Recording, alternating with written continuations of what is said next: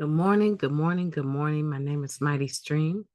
I'm going to do your July the 26th spiritual principle a day in a meditation. How are you doing out there? I hope you're doing well. If you need to reach me, feel free to do so at recoveryofhope21@gmail.com. Looking forward to this meditation with you. I've had to increase the size of it, you guys, so that I have a hope of being able to read it actually. So I hope that doesn't disturb you. If not, just bear with, if it does, just bear with me. Okay. July 26th, open-mindedness leads to understanding. Our fellowship matures and develops as each of us brings our increasing understanding to the table. We grow from one another's experience when we are willing to share and to listen with an open mind. Now, that comes from the Living Clean book, chapter 3, a spiritual, not religious program. When we come into recovery, some of us dust off a faith tradition that we were raised with. Others develop their own framework for spiritual beliefs. Those of us with an anti-religious bias bristled at seeing God sprinkled throughout the steps. What have we gotten ourselves into? We were relieved when we learned that we could pursue any kind of spirituality that suited us. As we learn about the traditions, the importance of making room for everyone becomes clear. We do our best to avoid lingo associated with any particular path when we share in meetings. We try to convey our experiences with spiritual growth in language that's inclusive, understandable, and respectful to those with different beliefs. When we use NA language to express our deepening spirituality, we strengthen the link between our spiritual lives and what we've gained from living the 12 steps. Over time, we make peace with the fact that spirituality is central to the NA program. We each arrive at our own sense of spirituality that works. We listen to addicts share the integral part their spiritual awakenings have played in cementing their foundation of recovery. Our sponsors, friends, and predecessors offered their insights on our spiritual, not religious, program, and we gain a deeper understanding of our own beliefs as we work steps in applied traditions. Intimate conversations help us articulate what we believe and allow us to see how much our paths converge. NA language helps us rise above the barriers that naming names and rituals might create. One member shared, our spiritual growth enables us to listen to others with an open mind.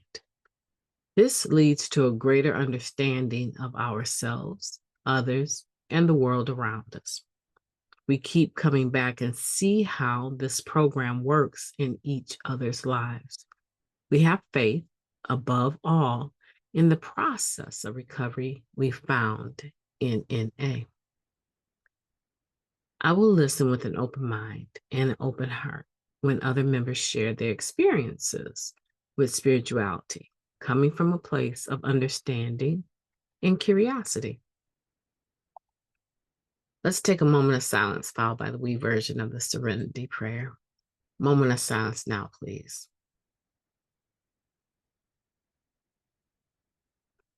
God, grant us the serenity to accept the things that we cannot change, the courage to change the things that we can, and the wisdom to know the difference.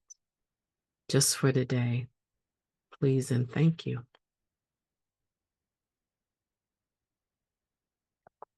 Okay, family, we're talking about open-mindedness leads to understanding. We talk about spiritual principles, the main three that are indispensable: honesty, open-mindedness, and willingness. And if you're anything like me, I had my own faith traditions that I was raised with, religion, right? And within that structure, that organization, that discipline, there were several rules, right? Tons of do's and don'ts.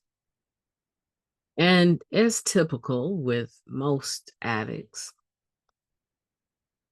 the lifestyle of being an addict was definitely not acceptable. I mean, I know few religions that incorporate getting high.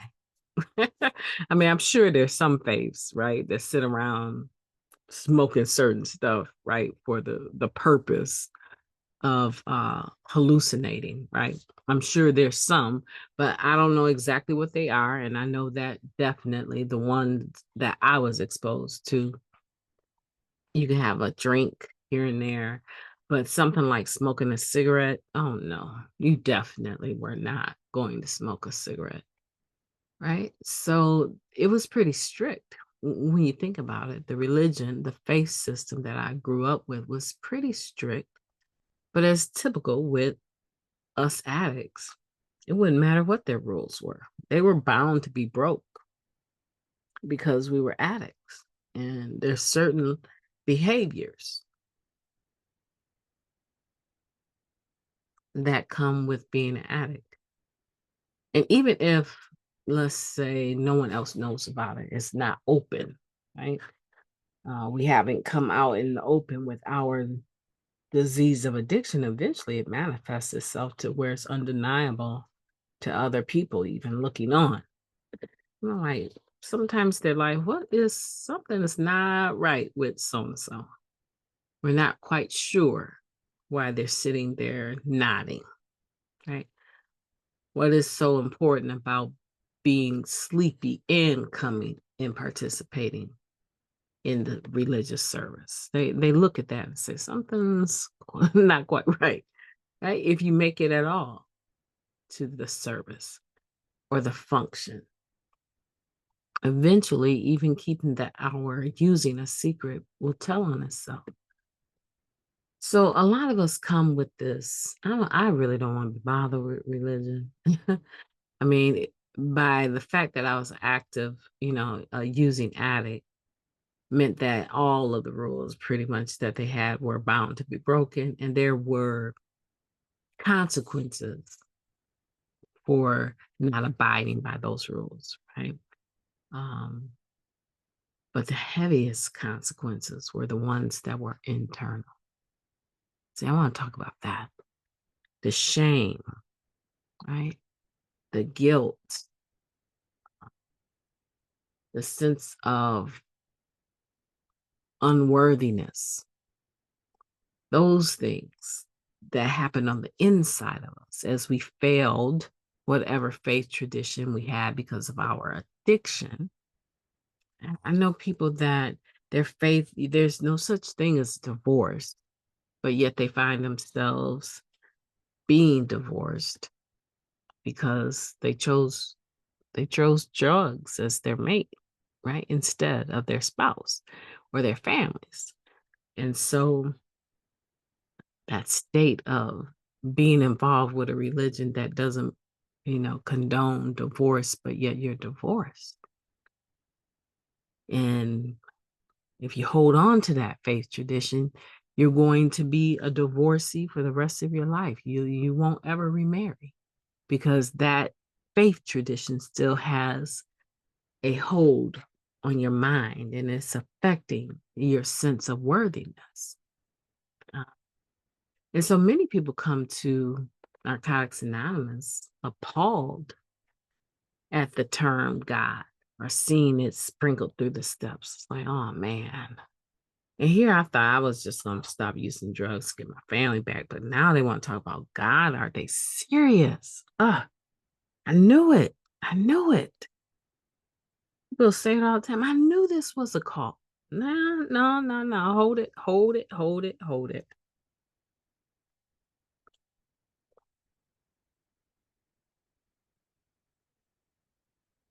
Every person that comes to Narcotics Anonymous can choose a God of their own understanding. Some people use the words G.O.D., the letters G.O.D. to mean group of drug addicts or group of druggies. Some people, because they cannot handle the word God, just say my HP. They know what they mean. They just don't want to use the term themselves.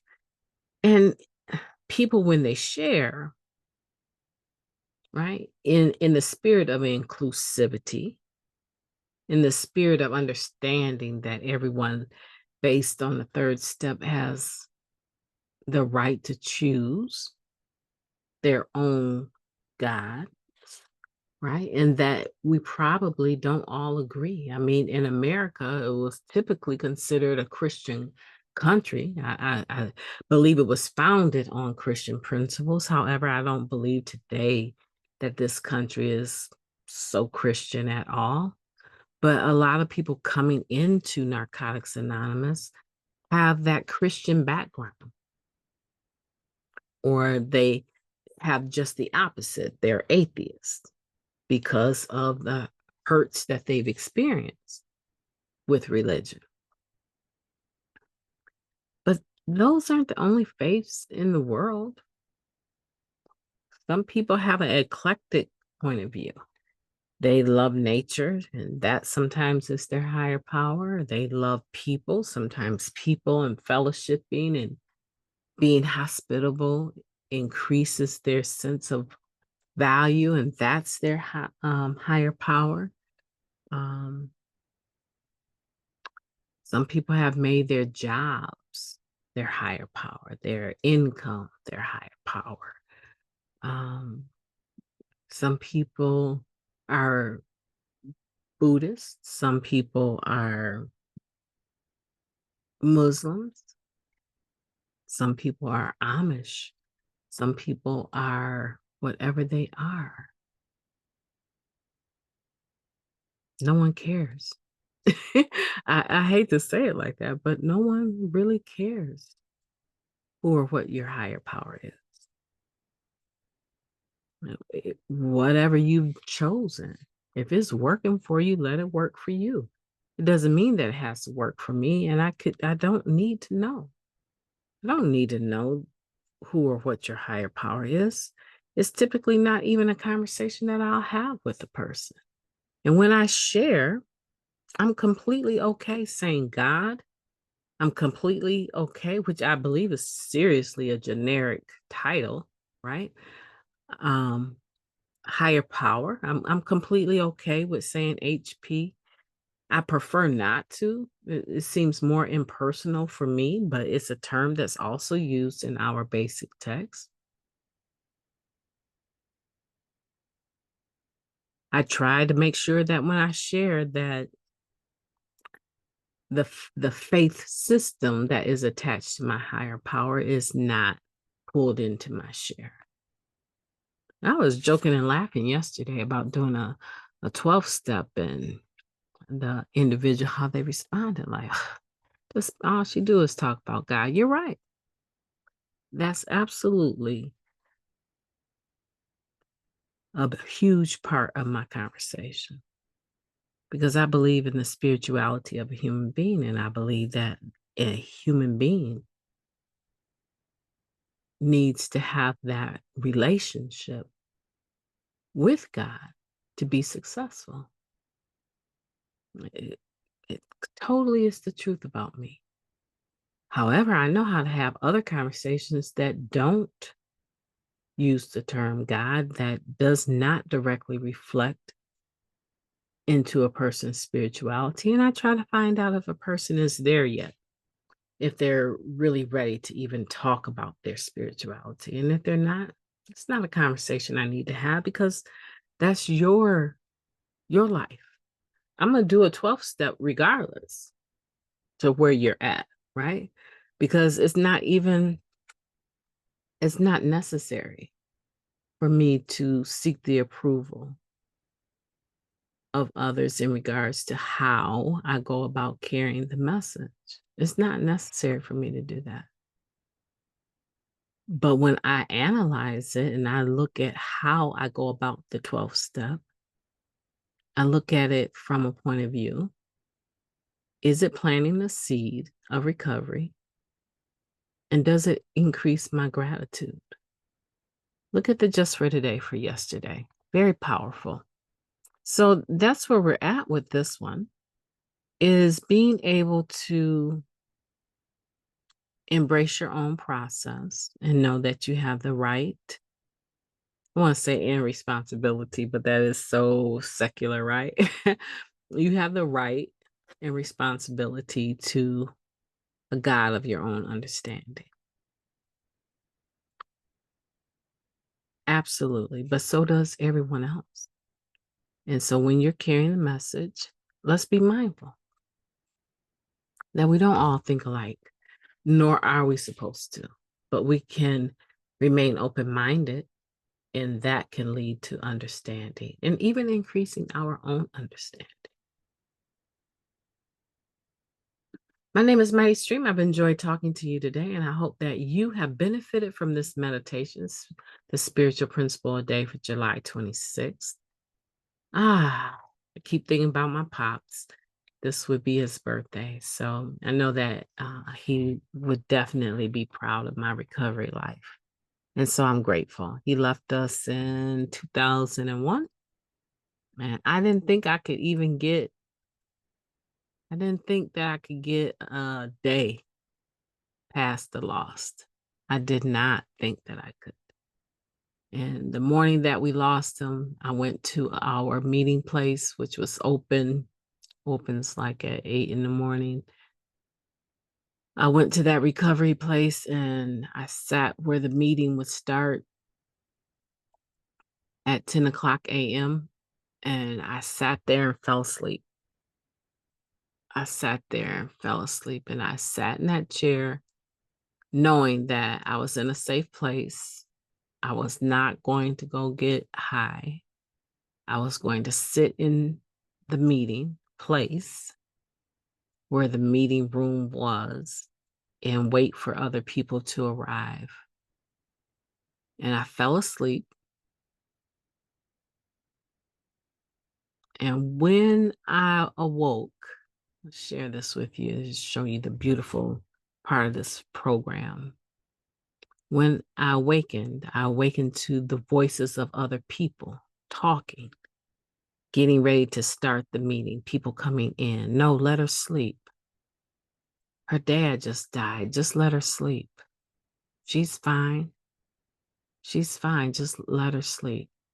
Oh, MightyStream's dad died? Yeah, he died this morning. Yep.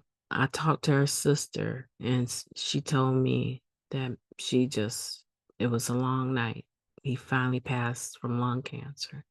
And I could hear people just trying to honor me and let me be alone. And I was scared to open my eyes because I didn't want them to be able to see how much the agony inside of me was, how deep it was, how close to death, even myself, I was at losing him. I didn't want anyone to see that. I just kept my eyes closed and I listened to people, and I could hear people kind of coming really close to me, and my eyes would flutter, and something said, "Girl, they know you're not asleep now. You're not asleep anymore. Open your eyes." And when I opened my eyes,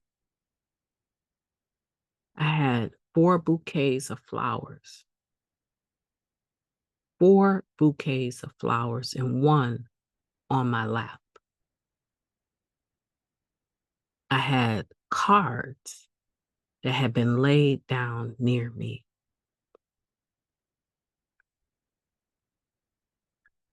When I opened my eyes, I was surrounded by the love of the fellowship. And no matter how I wanted to not live another day, no matter how bad I felt like I needed to put something on top of that loss, I literally woke up in the meeting full of people discussing my loss and how much they wanted to be there for me, and surrounded with flowers, bouquets of flowers. And the fellowship gave me my flowers while I was alive. And I was amazed at their love for me.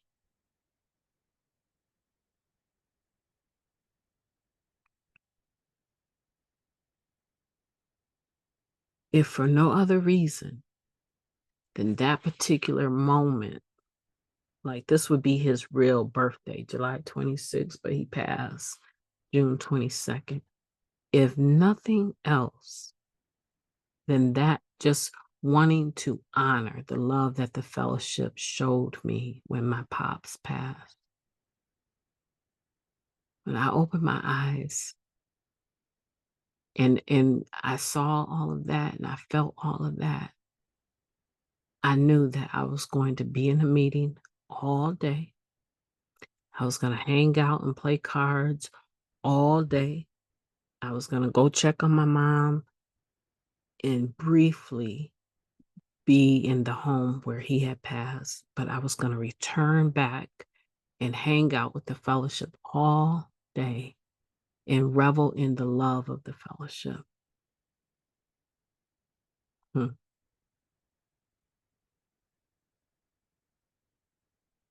I knew that honoring them and the love that they had shown me, allowing them to carry me at a time that I had carried so many other people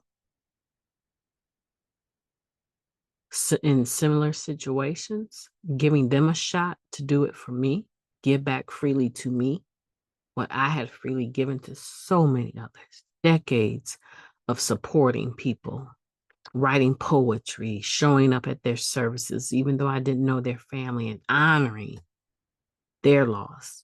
So many services of going to funerals with people for their parents, not knowing anyone but the other recovering addict, and making sure, because they didn't want to go hang out with family in a moment like this and take a chance on using. All of that service, all of that love that I had poured out came flooding back to me that day. And if for no other reason than to honor that display of love, that display of the therapeutic value of one addict helping another, being without parallel. If for no other reason, I knew that I was going to stay clean, period. I knew that I was not going to use no matter what. And I did not pick up. I did not pick up. And that prepared me for yet another loss and another loss. I'm talking about sisters, right? And your sister's children. A nephew shot down in the street.